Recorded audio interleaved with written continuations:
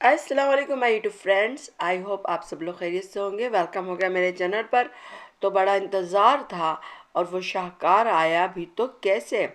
कहा था कि सच बताऊंगी और ये सच था।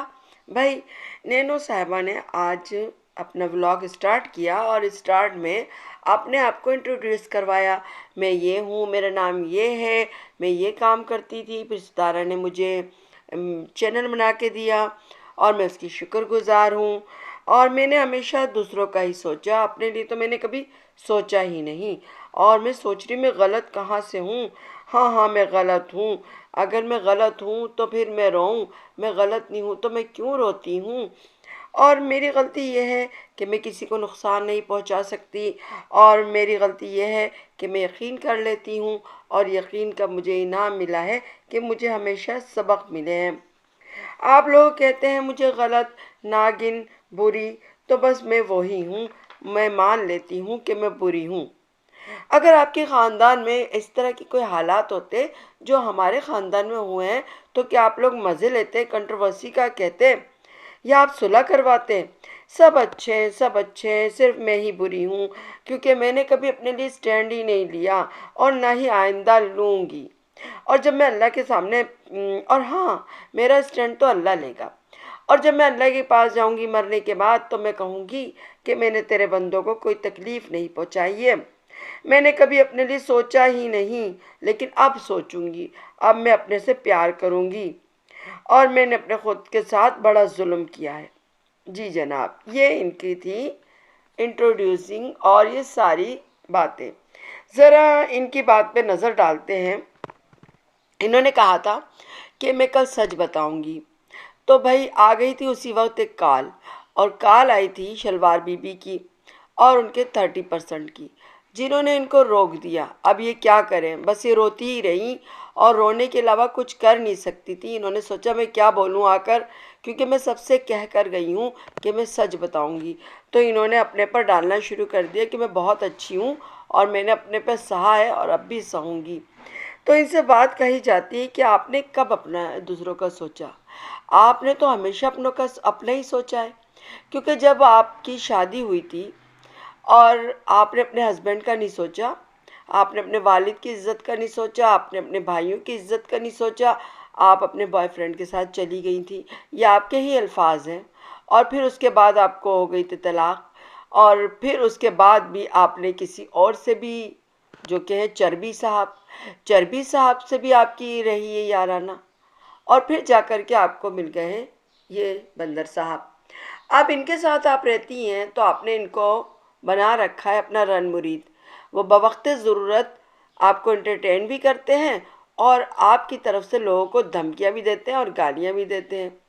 तो आप कहाँ हैं भाई वाली खातून, वो नैना कहाँ है जो आप कह रही हैं कि दूसरों के बारे में सोचती है और अपने बारे में तो सोचती ही नहीं बेचारी। इतनी मासूम है और किसी को नुकसान भी नहीं पहुंचाती है। तो 1 साल से सितारा यासीन जो रो रही हैं, वो किसका किया धरा है। कई बार आपकी वॉइसेस लीक हुई, आपके भाई ने आपको बचा लिया, लेकिन आपकी वॉइस का सिलसिला रुकता ही नहीं है, आपकी करतूतों का सिलसिला रुकता ही नहीं है। आपकी चैट, आपकी वॉइस, जिसमें साफ साफ ज़ाहिर होता है कि हर रिश्ते को तोड़ने में आपने अहम किरदार अदा किया है। आपने सितारा के साथ तो बहुत ही बुरा किया। उसने, जिसके बारे में आप खुद कह रही हैं कि चैनल बना के दिया, और आज आप इस काबिल हो गई हैं कि मस्तियाँ कर रही हैं और उस तरह की मेहनत आपको अब नसीब नहीं हो रही है, तो आपने उसी के साथ बुरा कर दिया। और आप कह रही मैंने किसी को नहीं रुलाया, मैं खुद रोती हूँ। तो कौन रो रहा था इतने 1 साल से? आप कौन सी सफ़र कर रही हैं? आप तो मस्तियाँ कर रही हैं 1 साल से। अब आपके रोने के दिन आए। आप कहती हैं मैं डरती हूँ कि मेरी आ न लग जाए, आप सब लोग मुझे अनसब करके चले जाएं, मुझे ऐसे कमेंट ना करें कि मेरी आ लग जाएगी। आ आपकी नहीं, सितारा यासीन की आपको लग चुकी है आ, और सदमा को भी और उसके 30% को भी। तो आप सबको आ लगी है सितारा यासीन की। अफसोस है आपको ये बात समझ में नहीं आएगी, क्योंकि आपके दिलो दिमाग पर, आंखों पर पट्टी बंधी हुई है। इसके साथ ही आपने कहा कि आपके ख़ानदान में ऐसा होता तो आप क्या करते, मज़े लेते। तो आपकी चैट दिखा दिए, انہی پروفیسر صاحب نے، جس میں اس نے آپ سے کہا تھا کہ پس پردہ کیوں ساتھ دے رہی ہو صدمہ کا، کھل کے ساتھ دو، ہی تو منافقت ہے۔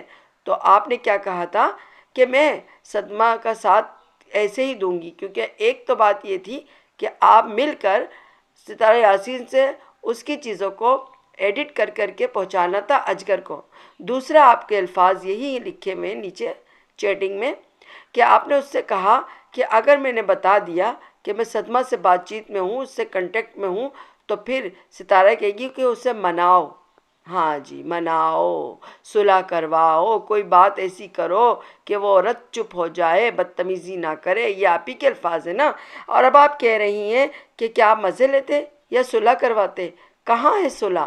آپ کے پاس تو سوائے اس کے کہ ستارہ یاسین اور سلمہ میں پھڈے فساد ہوتے رہیں، آپ ہیں اس طرح کی، آپ نے یہ کیا ہے۔ ٹھیک ہے، صدمہ کچھ کم نہیں ہے، مجھے معلوم ہے، سمجھ میں آ گیا ہے، مجھے کیا تمام سپورٹرز کو ہر ایک کو یہ بات سمجھ آ چکی ہے کہ صدمہ، اجگر، آپ، شاہ رخ، یہ سب ملے ہوئے ہیں، سب کا یہ کام ہے، اور زیادہ تر صدمہ اور آپ کا یہ اسٹارٹنگ کا پوائنٹ تھا کہ ہم اس طرح کریں گے۔